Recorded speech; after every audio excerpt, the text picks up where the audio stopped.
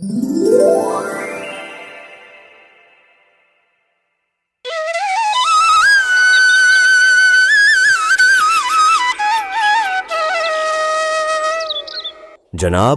हमें आपकी बेटी पसंद है। यह तो बहुत अच्छी बात है। अगर आपको हमारी बेटी पसंद आ गई है तो कृपा करके कुछ लेन देन की बात हो तो वह भी हमारे सामने रख दीजिए, क्योंकि मैं बहुत गरीब हूं। मेरे पास मेरी बेटी के अलावा आपको देने के लिए और कुछ नहीं है। अगर आपको कोई समस्या ना हो तो मैं ये रिश्ता पक्का समझूं। अरे भाई साहब, ऐसी कोई बात नहीं है। हमें भी यह दहेज प्रथा बिल्कुल पसंद नहीं। हम इसके सख्त खिलाफ हैं। आप बस अपनी बेटी हमें दे दीजिए और हमें कुछ नहीं चाहिए। यह तो बहुत अच्छी बात है जनाब। आप जैसे लोग आजकल कहाँ मिलते हैं। आजकल तो बिना दहेज की शादी ही नहीं होती। जनाब, हम उन लोगों में से नहीं हैं। हमें दहेज बिल्कुल नहीं चाहिए। बस आप अपनी बेटी को जो दे सकते हैं बस उतना दे दीजिएगा, वह भी अपनी बेटी के सुख के लिए। वह क्या है ना, हमारे घर में कूलर नहीं है। आप तो जानते हैं आजकल कितनी गर्मी पड़ती है, तो आपकी बेटी के लिए एक कूलर दे दीजिएगा। और हमारे घर से आपका घर थोड़ा दूर पड़ता है, तो आपकी बेटी को आपके घर आने में बहुत तकलीफ होगी। इसलिए आप एक स्कूटर दे दीजिएगा। और घर का पूरा सामान पुराना हो गया है। आपकी बेटी अगर आएगी तो पुराना सामान देखकर उसे बुरा लगेगा, तो थोड़ा कुछ करके थोड़ा नया सामान भिजवा दीजिएगा। और हमें और कुछ नहीं चाहिए। हम दहेज के सख्त खिलाफ हैं। बस हम आपकी लड़की की सुख सुविधाओं का सामान ही आपसे मांग रहे हैं। ठीक है जनाब, मैं आपको 1-2 दिन में संदेशा भिजवा दूंगा। ठीक है, आप विचार विमर्श करके हमें बता दीजिए, पर जरा जल्दी बताइएगा। हमारे लड़के के लिए बहुत से रिश्ते आकर खड़े हैं, लेकिन हमें अच्छी संस्कारी बहू चाहिए थी, इसलिए हम आपके यहां आए थे। वरना हमारे बेटे के लिए लाख रुपए दहेज देने के लिए भी तैयार हैं। इतना कहकर अंकित और उनका परिवार वहां से चला जाता है। रीमा, जो ये सारी बातें सुन रही थी, अपने पिता से कहती है, पिताजी, इन लोगों ने तो दहेज नहीं लेंगे बोलकर दहेज मांग भी लिया। ये लोग तो मुझे ठीक नहीं लग रहे। रमेश अपनी बेटी को समझाते हुए कहा, पर बेटी, अगर हम ऐसे ही दहेज के बारे में सोचते रहे और मना करते रहे तो हमारी बेटी की शादी तो कभी नहीं हो पाएगी। तुम तो जानते हो इसके लिए कितने रिश्ते आकर गए, लेकिन सारे रिश्ते दहेज की वजह से ना हो पाए। और इतना अच्छा लड़का जो शहर में अच्छी तनख्वाह पर काम करता है, ऐसा लड़का हमें दोबारा नहीं मिलेगा। इन्होंने तो दहेज भी नहीं मांगा है। इन्होंने सिर्फ घर का कुछ सामान मांगा है, वह भी हमारी बेटी के लिए ही मांगा है। हम लोग इधर उधर से कुछ ना कुछ करके दे देंगे, लेकिन यह रिश्ता हाथ से नहीं जाने देना चाहिए। गीता, तुम क्या कहती हो? तुम्हें क्या लगता है? हाँ जी, आप बिल्कुल सही कह रहे हैं। हम कब तक ऐसे ही दहेज की वजह से रिश्ते ठुकराते रहेंगे? रीमा की शादी कब तक नहीं करेंगे? उसकी उम्र भी बढ़ती जा रही है। हमें कुछ ना कुछ करना ही होगा। राजू, जो यह सब सुन रहा था, अपने माता पिता से कहता है, माँ, आप दोनों चिंता मत कीजिए। हम अभी जमींदार से कुछ पैसे उधार ले लेते हैं। शादी के बाद मैं शहर चला जाऊंगा और कुछ ना कुछ काम ढूंढ लूंगा और उसके सारे पैसे लौटा दूंगा। यह सुनकर रीमा दुखी हो जाती है। बस कीजिए आप सब लोग। आप मेरी वजह से इतना परेशान मत होइए। मुझे नहीं करनी कोई शादी वादी। उन लोगों ने दहेज के नाम पर कितना कुछ मांग लिया और आप भी उन लोगों के हक में हाँ मिला रहे हैं। मुझे वह लोग कुछ ठीक नहीं लग रहे। उन्हें दहेज चाहिए, बहू नहीं। राजू अपनी बहन को दिलासा देता हुआ कहता है, छोटी, तू चुप कर। तू कुछ नहीं जानती। हम लोग हैं ना, हम सब देख लेंगे। तुम्हें चिंता करने की कोई जरूरत नहीं है। और राजू जमींदार से थोड़ा कर्ज उठा लेता है और रीमा की शादी हो जाती है। राजकुमार रीमा का पति शादी के बाद शहर चला जाता है। कुछ दिन ऐसे ही बीत जाते हैं। एक दिन सरला राजकुमार की माँ रीमा से कहती है, अरे बहू, दिवाली आ रही है और हमारे खानदान में एक रिवाज है कि पहली दिवाली की मिठाई बहू के मायके से आती है, तो तुम अपने मायके में यह संदेश भिजवा दो। और हाँ, उनसे यह भी कहना कि ज्यादा मिठाई भिजवाए। हमारा खानदान बहुत बड़ा है, 2-3 किलो मिठाई से कुछ नहीं होने वाला, और मिठाई जरा अच्छी भिजवाए, नहीं तो हमारा नाम खराब हो जाएगा। हमारी इज्जत का सवाल है, वरना लोग हमें कल ताना मारेंगे कि तुम्हारी बहू के मायके वालों ने कैसी मिठाई भिजवाई है। ठीक है माँ जी, मैं संदेश भिजवा दूंगी। एक दिन बाजार में रीमा की मुलाकात अपनी माँ से होती है। कैसी हो बेटी? ससुराल में सब ठीक तो है ना? हाँ माँ, ससुराल में सब कुछ ठीक है। अच्छा हुआ तू मिल गई, मैं वैसे भी तुमसे मिलने आने वाली थी। बोलो बेटा, क्या बात है? दरअसल माँ, मेरी सास ने मुझसे कहा है कि उनके यहाँ ये रिवाज है कि शादी की पहली दिवाली पर बहू के मायके से मिठाई आती है, तो मेरी सास ने मिठाई मंगाई है। हाँ बेटी, ये रिवाज है, मैं जानती हूँ। मैं मिठाई भिजवा दूंगी, तुम चिंता मत करो। माँ, तुम समझी नहीं। दरअसल मैं इसीलिए चिंता में हूँ क्योंकि मेरी सास ने बहुत ज्यादा मात्रा में मिठाई मांगी है। वह क्या है, हमारा खानदान बहुत बड़ा है और सारे रिश्तेदारों में मिठाई बांटनी है। मुझे लगता है लगभग 100 किलो के आसपास मिठाई लगेगी। क्या बेटी, इतनी सारी मिठाई?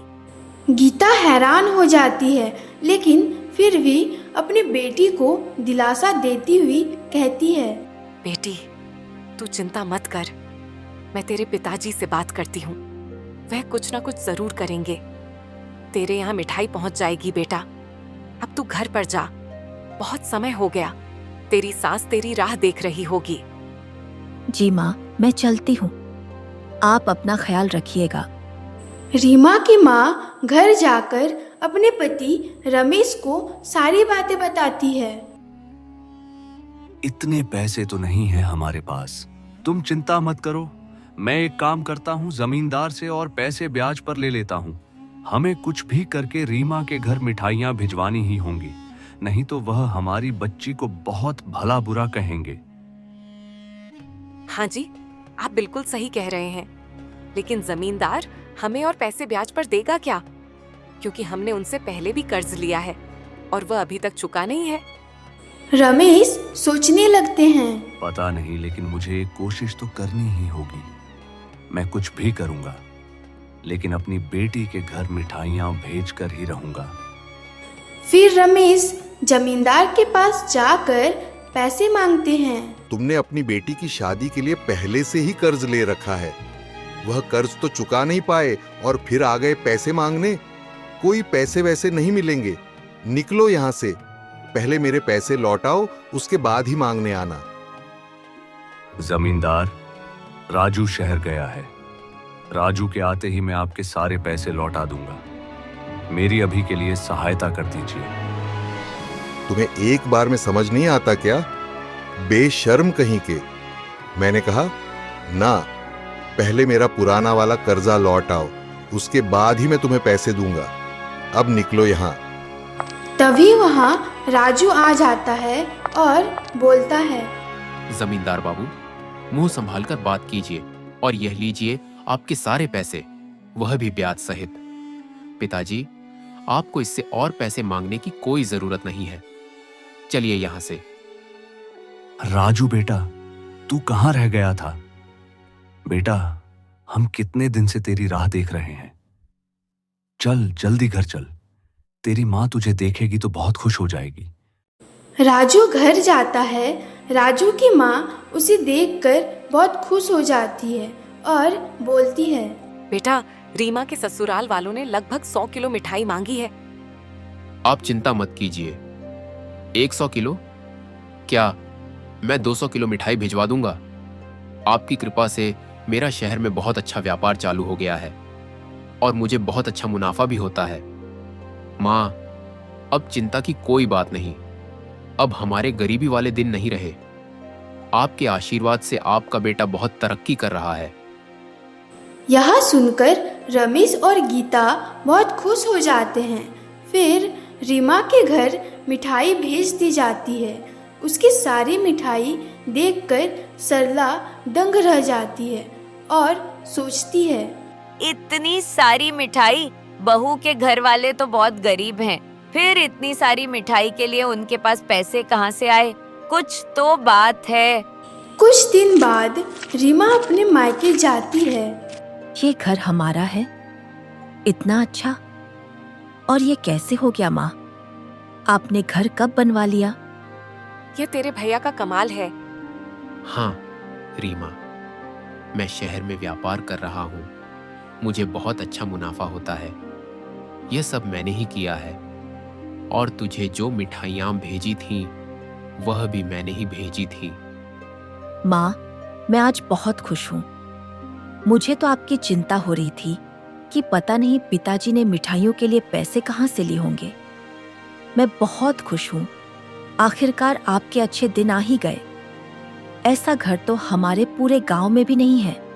रीमा के पास ससुराल लौटने के बाद उसकी सास सरला उससे कहती है, बहू, मेरे गहने नहीं मिल रहे। मेरे गहने कहाँ हैं? माँ जी, मुझे क्या पता आपके गहने कहाँ हैं? आपके गहने तो आपके कमरे में ही होते हैं। झूठ मत बोल बहू, मुझे अच्छे से पता है, तूने ही लिए हैं। मेरे गहने चुराकर तूने अपने घर वालों को दे दिए, तभी तो उन्होंने इतना बड़ा घर बनाया है। तुझे शर्म नहीं आती? ससुराल से पैसे गहने चुराती है और अपने मायके वालों को देती है। माँ जी, आप यह क्या बोले जा रही हैं? वह पैसे मेरे भैया शहर से कमाए हैं। यह सब झूठ है। सरला रीमा की एक बात तक नहीं सुनती और उसे घर से निकाल देती है। रीमा के माता पिता वहाँ आते हैं और कहते हैं, यह क्या है समाधान जी? मेरी बेटी से ऐसी क्या भूल हो गई जो आपने उसे घर से निकाल दिया? चोरी तो चोरी, ऊपर से सीना चोरी। तुम्हारी बेटी ने हमारे घर चोरी की है, मेरे गहने चुराए हैं और आप ही को दिए हैं। आप यह क्या कह रही हैं समधन जी? मेरी बेटी चोर नहीं है। हमने उसे अच्छे संस्कार दिए हैं। मैं वह कुछ नहीं जानती। अगर अपनी बेटी की शादी बचाना चाहते हो तो मुझे मेरे गहने लौटा दो, नहीं तो मेरे गहने के पैसे मुझे दे दो, वरना अपनी बेटी को अपने घर पर ही रखो। रमेश बहुत परेशान हो जाते हैं। तभी राजू बीच में आता है और बोलता है, ठीक है, मैं कल आपको आपके पैसे दे दूंगा। राजू, ये तू क्या बात कर रहा है? मुझ पर भरोसा रखिए पिताजी, मैं सब ठीक कर दूंगा। अगले दिन राजू रीमा को लेकर उसके ससुराल जाता है और उसकी सास को पैसे दे देता है। इतने सारे पैसे देखकर सरला बहुत खुश हो जाती है। तभी थोड़ी देर बाद राजू पुलिस लेकर वहाँ आता है। यह क्या है राजू? यहाँ पुलिस क्या कर रही है? आपके गहने चोरी हो गए थे ना, पुलिस इस बात का पता लगाने आई है। उन्होंने हमारे घर पर तो देख लिया, वहां उन्हें कोई गहने नहीं मिले, तो सोचा एक बार आपके घर की भी तलाशी हो जाए। वह गहने हमारे घर में नहीं है, वह तो तुम्हारी बहन ने ही चुराए थे और तुमने उसके पैसे भी दे दिए। वह तो पुलिस का काम है ना, अब वही पता लगाएगी कि वह गहने कहाँ हैं। पुलिस तलाशी लेती है और गहने सरला के कमरे में ही मिल जाते हैं। सरला सर में से सिर झुका लेती है। क्यों झूठ बोल रही हो माँ जी? आप ही के पास थे। आपने जानबूझकर मेरे घर वालों से पैसे निकलवाने के लिए यह सब नाटक रचा। आपको शर्म आनी चाहिए। अगर आपकी कोई बेटी होती और उसकी सास उसके साथ यह सब करती तो आपको कैसा लगता? मेरी बहन भी तो किसी की बेटी है। जरा उसके माँ बाप के बारे में भी सोचा होता। आपने जो जो मांगा हमने सब दिया, क्योंकि हम हमारी बेटी की खुशी चाहते थे। लेकिन आप इस बात का फायदा उठा रही हैं। सरला का सिर सर में से झुक जाता है और वह रीमा से माफी मांगती है। रीमा बेटी, मुझे माफ कर दे, मुझसे गलती हो गई। भगवान ने मुझे कोई बेटी नहीं दी, अगर दी होती तो शायद मैं आज ऐसा कदम नहीं उठाती। मैं समझ ही नहीं पाई। मुझे माफ कर दे बेटी। आइंदा मैं तुझे अपनी बहू नहीं, अपनी बेटी बनाकर रखूंगी। तुझे यहाँ किसी बात की कोई तकलीफ नहीं होगी। रीमा अपनी सास को गले लगाते हुए कहती है, माँ जी, आपको आपकी गलती का एहसास हो गया, यही काफी है। मुझे और कुछ नहीं चाहिए। मैं आपको सास नहीं, अपनी माँ समान ही मानती हूँ। Subscribe to my channel.